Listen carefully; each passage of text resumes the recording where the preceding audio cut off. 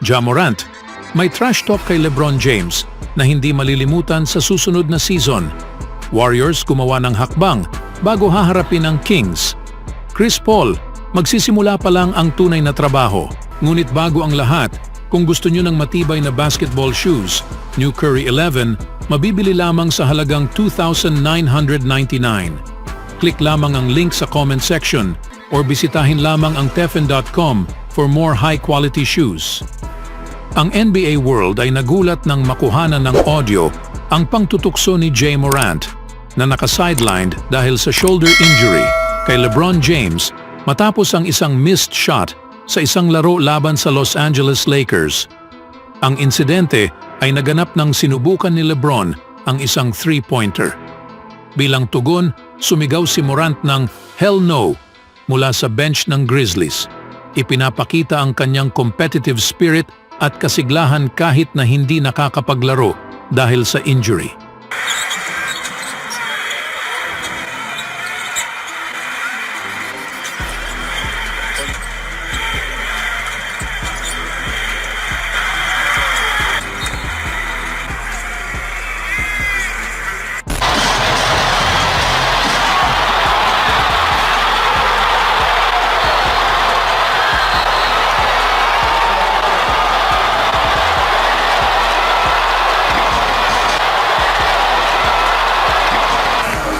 Hintayin mo lang ako na mag-suit up, ayon kay Morant. Sa late game, habang si LeBron ay ninakaw ang bola para sa panalo sa pamamagitan sa isang malakas na dunk, nahanap niya ang sarili sa tabi ni Morant. Ginamit ni Morant ang sandali upang maaliw sa harap ng superstar ng Lakers. Ang pahayag ni Morant na ito ay nagpapakita ng excitement na bumalik sa court at makipagkumpetensya laban kay James at sa Lakers kahit na hindi nakapaglaro dahil sa season shoulder surgery.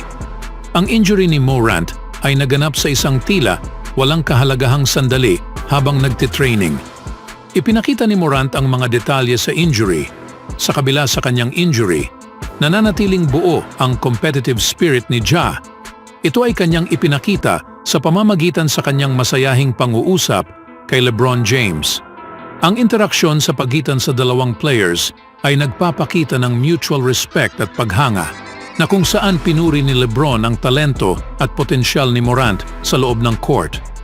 Para kay Morant at sa Memphis Grizzlies, ang focus nila ngayon ay sa kanyang recovery at paghahanda para sa darating na season. Sa ibang balita naman, ang mga sagot ni Steve Kerr sa kanyang post-game news conference nitong Lunes ay nabulabog sa isang insistent Chris Paul.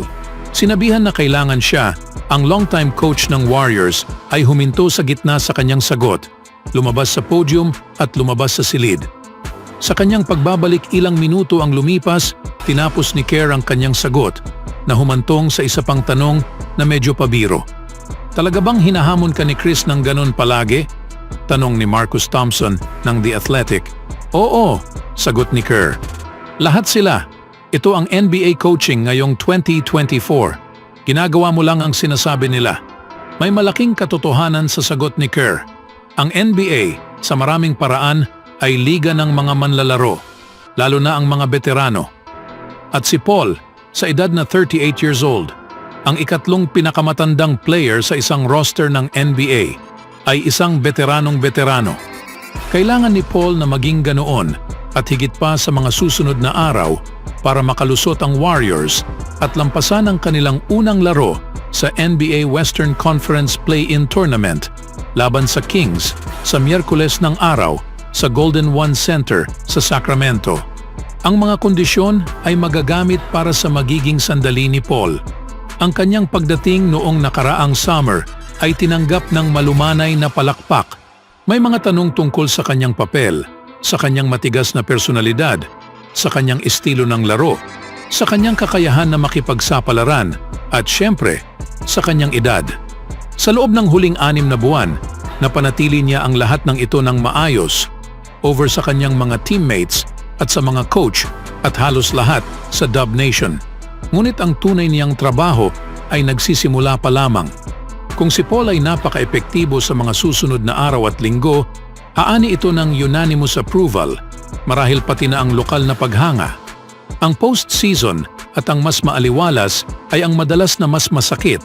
Ang mga ilaw na kasama nito ay sumisikat. Walang mas nagdudulot ng mas malaking pressure sa mga team sports kaysa sa isang laro kumpara sa isang win-or-go-home game.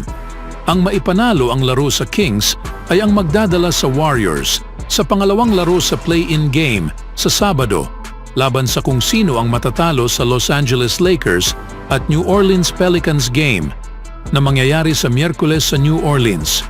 Ang dalawang panalo ay magpapadala sa Warriors sa first round ng playoffs kung saan bubuksan nila ang dalawang laro sa Oklahoma City. Sa madaling salita, ang paglalakbay na ito ay magpapanatili sa Warriors malayo mula sa Bay Area sa halos 2 linggo. Kailangan nila ng tulong mula sa lahat, ngunit gagabayan sila sa mga veterano. Dapat kaming magiging magaling na koponan sa road, sabi ni Kerr matapos isara ng Warriors ang regular season sa Chase Center na may 123-116 na panalo sa Utah Jazz. Mayroon kaming maraming mga tao na nanalo ng kampyonato at mga veteranong manlalaro tulad ni Chris na hindi naapektuhan sa mga biyahe. Ang 19th NBA season ni Paul ay magtatapos na. Naglaro siya sa 149 playoff games para sa 5 iba't ibang mga team at hindi pa natitikman ang champagne sa ultimate triumph. Hindi na siya magkakaroon ng maraming pagkakataon. Kailangan ng Warriors si Paul na magiging point guard. Kailangan nila ang kanyang kakayahan na mag-orchestrate, ang kanyang stabilizing influence sa loob at sa labas ng court. Kailangan nila itong mag-score, magbigay ng mga assists, maging disruptive sa depensa, ang kanyang husay sa pag-iwas sa turnovers. Maaaring kailanganin nila ang kanyang kakayahan na makontrol ang tension na maaaring idulot ni Draymond Green. Ang pagkakakilala namin sa kanila ay tumutulong, ngunit sa kabilang banda, alam din nila kung sino kami at iyon ang masakit, sabi ni Green. Ang mga coach ay maglalatag ng isang plano sa laro. Ang kanilang mga coach ay maglalatag ng isang mahusay na plano sa laro. Ang aming mga coach ay maglalatag ng isang mahusay rin na plano sa laro. Ngunit pagkatapos, kailangan mong magpakita at maglaro. Ito ang isa sa dahilan kaya dinala nila si CP3. Hindi siya bahagi ng laban ng Warriors at Kings noong nakaraang Abril. Hindi siya kasama sa Golden State sa sumunod na serye, ang conference semifinals laban sa Lakers.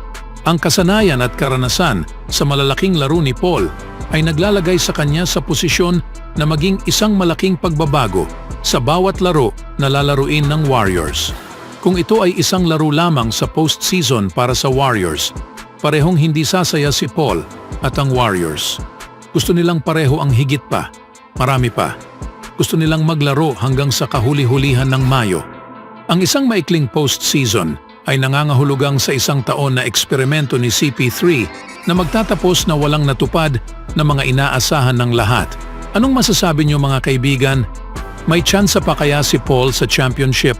Speaking of Warriors, ang Golden State ay nag-convert ng two-way contract sa forward or center na si Usman Garuba patungo sa isang standard NBA contract ayon sa pahayag ng team ngayong araw. Si Garuba, isang 22-year-old, ay lumabas sa 5 laro kasama ang Golden State ngayong season. Naglaro siya sa 35 games kasama ang G-League affiliate ng Golden State, ang Santa Cruz Warriors, na nagtala ng averages na 12.5 points, 10.1 rebounds, 2.0 assists, 1.4 blocks, at 1.2 steals sa 25 minutes per game.